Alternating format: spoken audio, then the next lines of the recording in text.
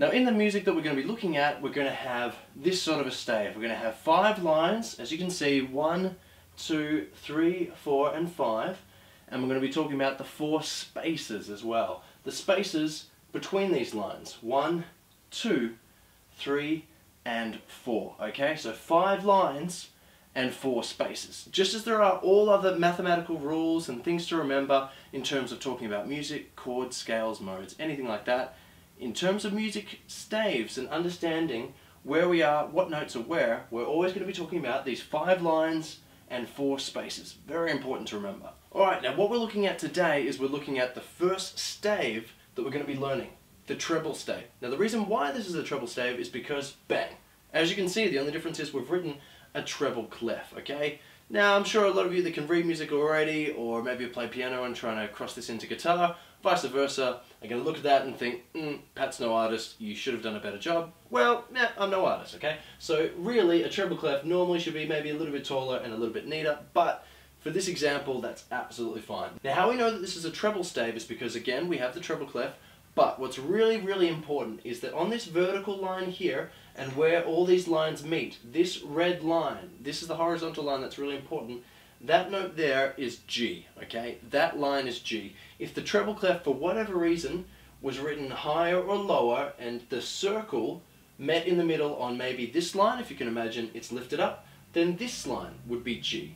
That note there on the middle of the treble clef is G. Now it's really important that you understand that, because all the notes that we're going to be moving on forward from are going to be because that this note is a G. We're going to be looking at notes below the G and notes higher than the G, but it's really important that you understand that that's what a treble clef looks like, and in part 2 we'll learn what the other clefs are and how to draw each clef. Now in part 1 we're only going to be looking at notes from the bottom line and notes from the top line of, like we said before, the treble stave. And in part 2 we're going to look at some other staves as well as how to draw these staves so you can draw them yourself. Now in terms of learning the notes and remembering the notes on the treble stave, there's 2 really easy word cues, mnemonics, however you want to think of them, in terms of learning what notes are on the spaces and what notes are on the line. Now let's begin with the notes on each line. Now what we've drawn up here is the letter names corresponding to each line. Now if any of those note values are written on any of the lines, you're going to know what they are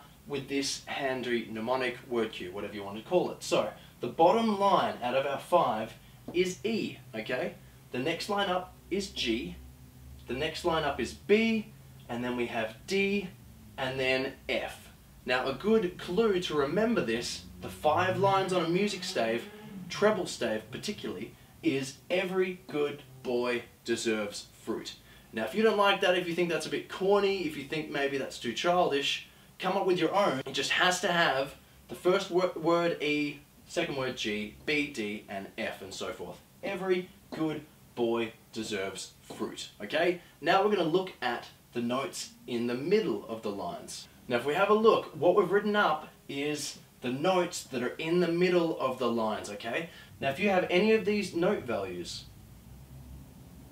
and you find them on the space between the lines, what you're going to find is they correspond to these note letters. So, if you have a note that's in the first space, it's going to be an F. If you have another note that's on the next space, it's going to be an A. If you have another note on the third space, 1, 2, 3, it's going to be a C. And finally, if you have a note in the top space, below the last line, it's going to be an E. Now the easiest way I think to remember it is that the 4 spaces have the letters F, A, C, E, which already spells face. You could work up some sort of mnemonic for yourself, you know, I don't know. Now you could think of your own mnemonic if you don't like just remembering face or F-A-C-E. You could think of something that works for you, Frank and Cameron elope. Maybe that's something that works for you. That's not very good. Think of your own one, or just use face. So for the 4 spaces between those 5 lines, F-A-C-E.